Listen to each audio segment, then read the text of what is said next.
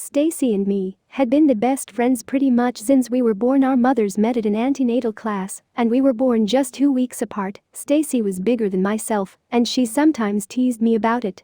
But she was never actually mean. Her mothers took us to all the same infant classes and toddler groups. I do not remember a time when Stacy was never around. She lived on the next area, and we did everything together when it was time for us to go to high school.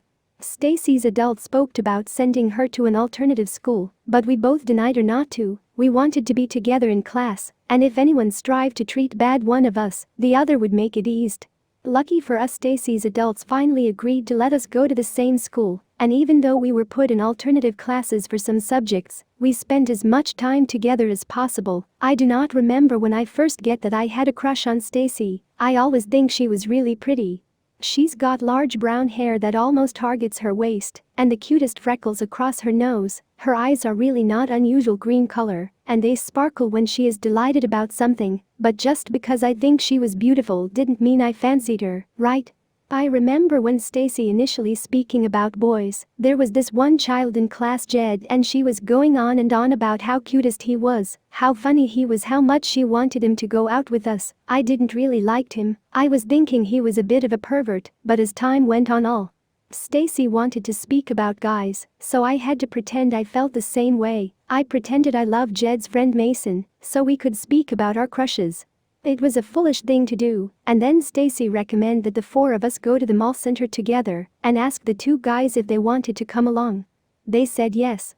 But as soon as we arrived, she and Jed went off together, left me and Mason on her own.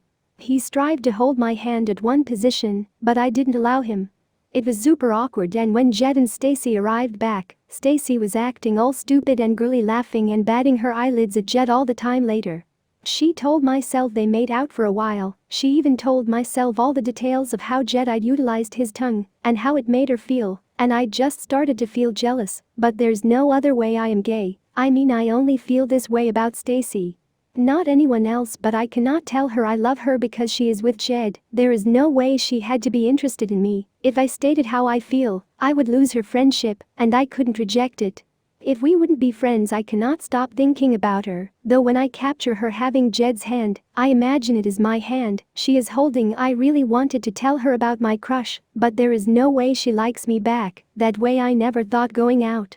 My best friend could be so meaningful and down. We used to be able to speak about everything, but now I have spoken to her less and less, and she was having more and more time with Jed. Stacy's still my best friend, and she doesn't know my enormous secret, and I will never be able to mention to her how I feel like my heart is smashing. But what can I do? I'm not gay. I have just got a crush on my BFF, and it is the awful feeling in the world. Here is a bonus story. So I and my boyfriend Eric, we had been together for 3 years now, but before that, he used to be in and on and off, been in love with his childhood sweetheart Alessia. They would date for a few months, and then separate only to start dating again. It was after yet another smash-up that we met. We were at the same party we went, and we get along perfectly. Eric was so focused, and he gave me all his attention, which I guessed it made me felt really special. When the party was finished, he asked for my digits and spoken to me that we should make appointment next weekend. From there on it went quickly, because just after a few days, we were already in love. That's when he spoken to me about his ex Alicia. Eric said she would not be delighted about us being together, and that is why he took a decision to write her a large text telling to her that it was definitely over between them. At first I did never thought much about it, but when Eric showed me Alicia's message, I immediately got an awful feeling. She replied with, "Let's just meet one last time." Even though she knows that Eric and me were a couple, I mean, I was delighted that Eric had shown me her inbox because it meant I could trust him, but I was still feeling a little insecure because they had known each other since kindergarten.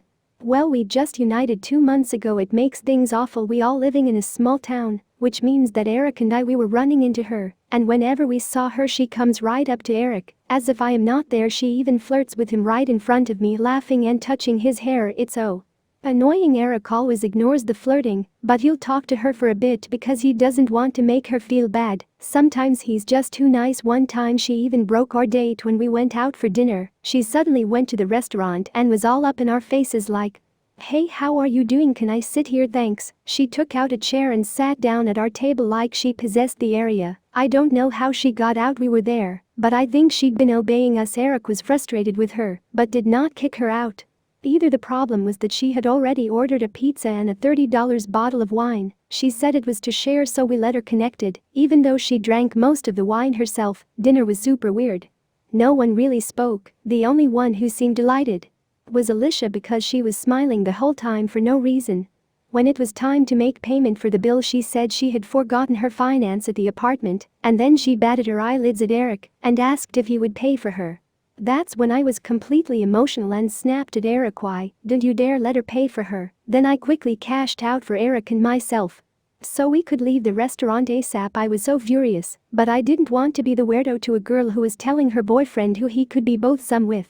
Eric asked to apologize and said he should have told her to left right away, but he did not want to hurt her. When we got home, we quickly made up like hell, and it was all exciting between us again. But then one night we went to a friend's party, and of course, Alicia was there too. At first we just ignored her, but while I was speaking to a friend, Alicia asked Eric to go with her because she quickly needs his assistance. He obeyed her into another room, and that is where she tried to kiss him. Of course, Eric was not interested, which is why he just pushed her back and stormed out. When he was telling me what happened, we were just leaving, and on the way home Eric and I both agreed that it would be best if he completely deletes off all contact with her. I wish he had done that much earlier before, because of course I want to be the most precious girl in his life, but at least I knew that he's a loyal, kind person who cares about others. Unfortunately, this means he cares a lot about disloyal, shameless ex-girlfriends, but I told myself that if he cares about someone like her, at least I know who care 100 times more about someone like me. So in the end, I'm excited about how things turned out now. Please like and subscribe to our channel and leave a comment below. Say I subscribe to have a chance to win $150.